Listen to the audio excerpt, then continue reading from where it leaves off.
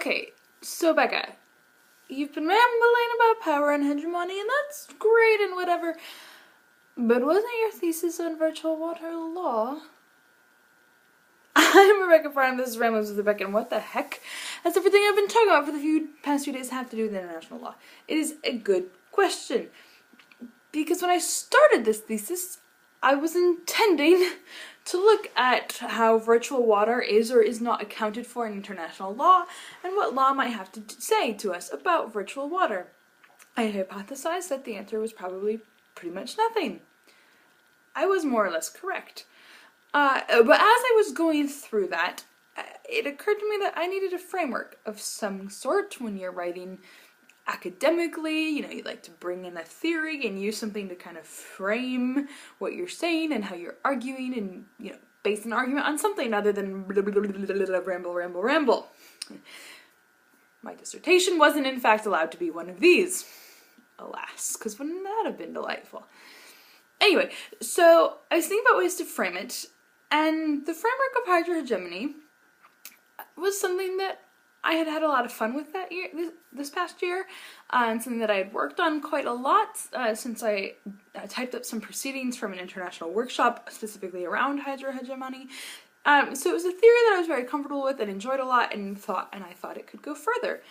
So I started to play around in my head with, okay, we'll toss Hydro-Hegemony into this whole sucker. I was also, kind of planning to use theories of environmental justice, grander issues of power and that kind of thing, along with, basic international relations theories, probably constructivism, which, as we talked about, focuses on how people influence institutions and vice versa.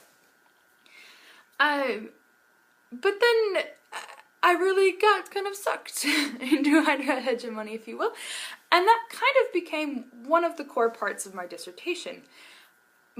But I had done all of this work on international law and was really interested in, trying to push the virtual water piece of international law forward, so I wasn't ready to let that go.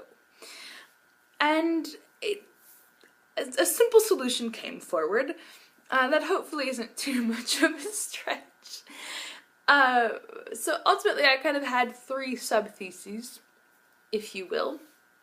One, that there's this thing, called conceptual hydrohegemony. So various kinds of water have, greater power and attention than other kinds of water. Okay, so there's a thesis. Implicit in that is the fact that that's a problem. Okay, and then two, the same kind of power and hegemonic issues that we see in transboundary river basins and blue water shared between countries, those same kind of power relations and hegemonic issues are seen in virtual water flows. Okay, so that's our virtual hydrohegemony piece. And then three, international law could go a long way towards helping redress the power inequalities of virtual water flows. However, international law, is subject to the first conceptual hydrohegemony. So international law could be a very helpful tool in virtual water hydrohegemony.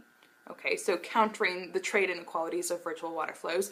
However, it's so wrapped up in focusing on blue water and the obvious trade of, peppers instead of water, that it misses out in some ways on being able to be that tool. It's not as effective as it could be. So then my thesis looked at, here's all of the ways that virtual water could potentially be in international law, here's where it's not.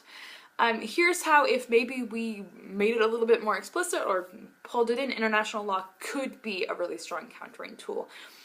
Because often, in a hegemonic relationship, the hegemon tends to have a lot of oomph on the material power side, often on the ideational power side, so the ability to shape framings and discourses, and then like the money and the brute force kind of stuff. In virtual water hegemonic relationships, the hegemon doesn't necessarily have the best environment, actually. They may not be oomph on like the local endowment stuff. However, the bargaining power tends to be where states are most equal. And ideational power perhaps a little bit as well. So international law and kind of those softer tools of power are the best ways potentially to counter Hydro-Hegemony. So international law is really important in looking at this and working against the inequalities.